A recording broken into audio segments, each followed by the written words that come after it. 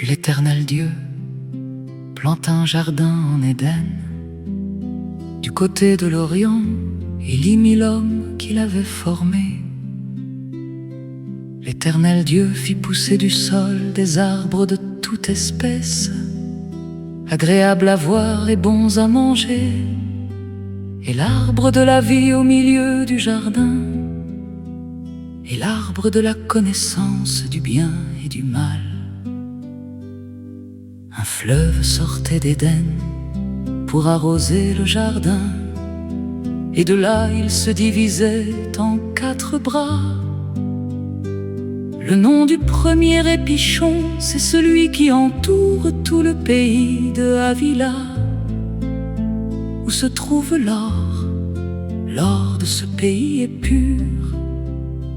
On y trouve aussi le bdellium et la pierre d'onyx. Le nom du second fleuve est Gihon, c'est celui qui entoure tout le pays de Couche. Le nom du troisième est Tidékel, c'est celui qui coule à l'orient de la Syrie. Le 4e fleuve, c'est l'Euphrate. L'Éternel Dieu prit l'homme et le plaça dans le jardin d'Éden, pour le cultiver et pour le garder. L'Éternel Dieu donna cet ordre à l'homme: tu pourras manger de tous les arbres du jardin, mais tu ne mangeras pas de l'arbre de la connaissance du bien et du mal, car le jour où tu en mangeras, tu mourras. L'Éternel Dieu dit: il n'est pas bon que l'homme soit seul, je lui ferai une aide semblable à lui. L'Éternel Dieu forma de la terre tous les animaux des champs et tous les oiseaux du ciel, et il les fit venir vers l'homme pour voir comment il les appellerait, et afin que tout être vivant portât le nom que lui donnerait l'homme. Et l'homme donna des noms à tout le bétail, aux oiseaux du ciel et à tous les animaux des champs. Mais pour l'homme, il ne trouva point d'aide semblable à lui. Alors l'Éternel Dieu fit tomber un profond sommeil sur l'homme qui s'endormit. Il prit une de ses côtes et referma la chair à sa place. L'Éternel Dieu forme une femme de la côte qu'il avait prise de l'homme, et il l'amena vers l'homme. Et l'homme dit: voici cette fois celle qui est eau de mes os et chair de ma chair. On l'appellera femme parce qu'elle a été prise de l'homme. C'est pourquoi l'homme quittera son père et sa mère et s'attachera à sa femme, et ils deviendront une seule chair. L'homme et sa femme étaient tous deux nus, et ils n'en avaient point honte.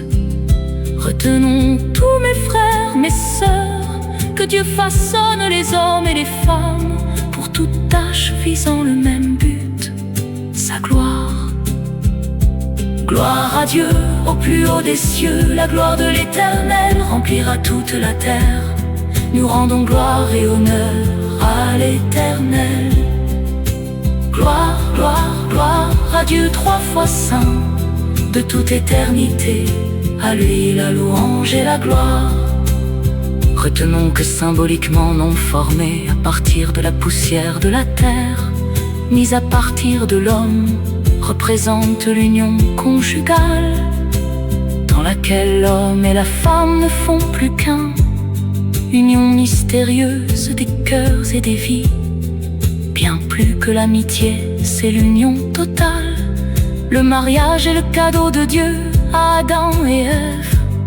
Ils ont été parfaitement créés l'un pour l'autre.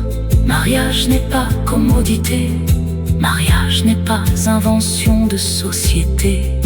Mariage est institution de Dieu. L'homme quitte ses parents, s'engage publiquement envers sa femme.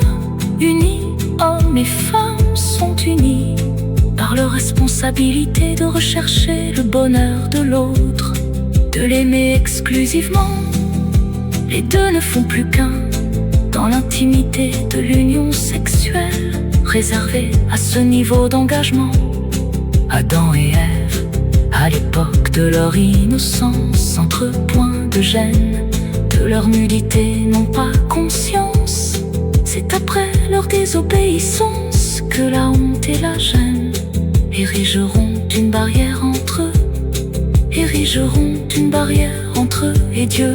Dans le mariage, dans les temps qui suivirent, alors qu'il ne devrait pas y avoir de gêne entre époux, cette barrière peut exister comme si nous mettions des feuilles de figuier comme protection pour ne pas montrer à l'autre certains recoins de nous-mêmes. C'est la même chose quand nous cherchons à cacher nos pensées secrètes à Dieu. Nous portons atteinte à notre communion avec lui. Mariage est idée de Dieu. Mariage réussi est engagement mutuel. Mariage et désir de plaire sont essentiels. Mariage est source de grande joie pour élever des enfants. Mariage est juste environnement. Fidélité, rien de confiance, fondement de la relation.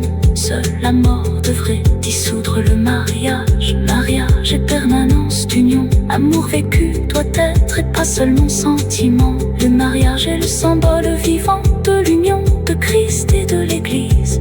Le mariage est une institution bonne et respectable. Gloire à Dieu au plus haut des cieux. La gloire de l'Éternel remplira toute la terre. Nous rendons gloire et honneur à l'Éternel. Gloire, gloire, gloire, gloire à Dieu, trois fois saint de toute éternité. À lui la louange et la gloire.